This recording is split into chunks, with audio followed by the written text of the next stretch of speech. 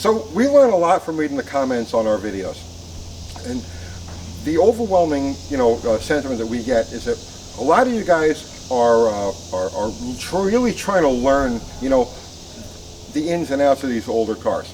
You're very fascinated by the engines and what makes them tick, and you're trying to learn the skills and the craft, how to actually dig into these things, what makes them tick, and how you can do it yourself with your own resources.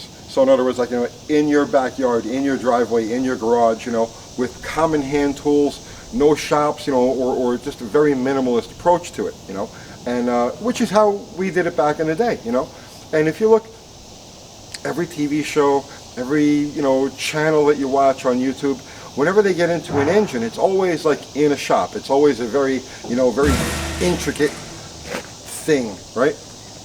Elaborate. Nobody ever goes to the actual, the grassroots. And we're going to change that this time. What we're going to do with this, well, first let's do this. Let's introduce these guys. This is Steve. Steve owns the 63 Valiant. And this is his buddy Jamie. And these guys are about as average as you could possibly get.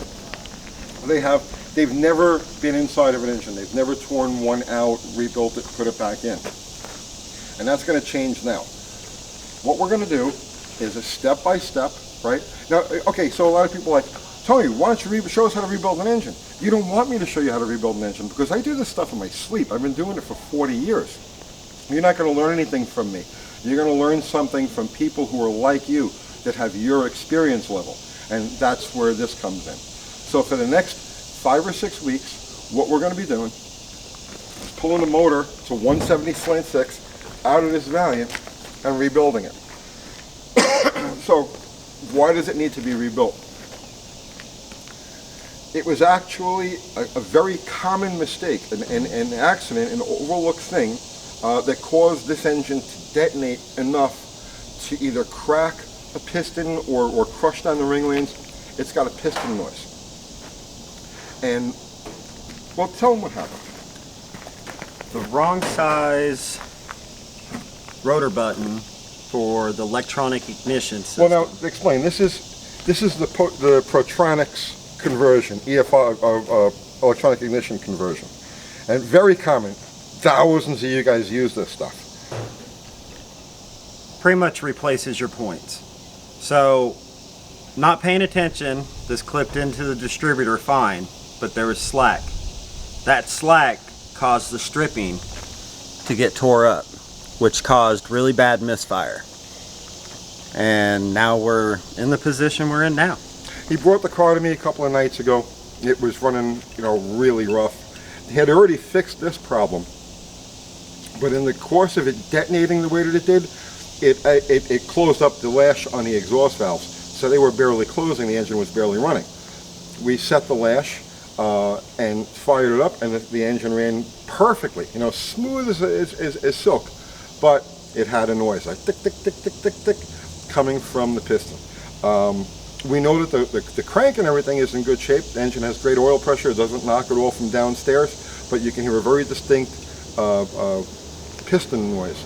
And since he uses this car as his daily driver, there's no sense in mixing it up on I-24 at 70 miles an hour and have a piston just to actually brake. So that's the reason for taking this thing apart and going through it all. But just for you guys who are going to do this Protronics thing, right? I'm a points guy. I don't really necessarily agree with this stuff, but here's the ill-fitting rotor, okay? And here's the rotor the way it's supposed to fit. So keep that in mind if you're doing this to one of these cars. All right, so here's what we got. Now, we can do this. I've done this before. Right. It's a 170 slant 6. How many miles are on it? Clueless. Clueless? Okay, it has unknown lineage. I have one of these, same engine in a 64 Dart that's got over 1 million miles on it. We've got it from the original family. It's been in continuous service since December 1963 when they picked it up. So I'm fairly confident this thing's going to be in good shape. But what we're going to do is we're going to rip it out of the car. These guys are going to rip it out of the car. They're going to tear it down. We're going to inspect everything, see what needs to be replaced. We're going to go through the whole parts, you know, how to determine what parts we need, and we're going to order them just exactly the same way you guys would. We're going to use all of the same sources. You'll show how you're hunting for the parts, you know, where you're getting them from. Yep. We'll go through the prices. There'll be a cost breakdown on all of this. But most importantly, these guys here are going to be actually doing the work. And I'm just going to be standing off to the side, lending a hand and pointing out what needs to be pointed out, or whatever it has to be as we go along. So essentially, this is you doing this job. Keep in mind, I'm not a mechanic by any means. I can do basic work. I'm mechanically inclined, but I am not a mechanic, so that's why we have him. They're virgins. Pretty much. So that's it.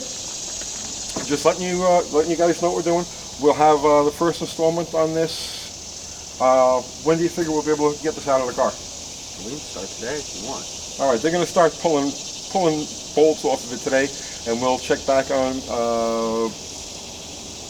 Friday after tomorrow. Right. So that's it. See you tomorrow.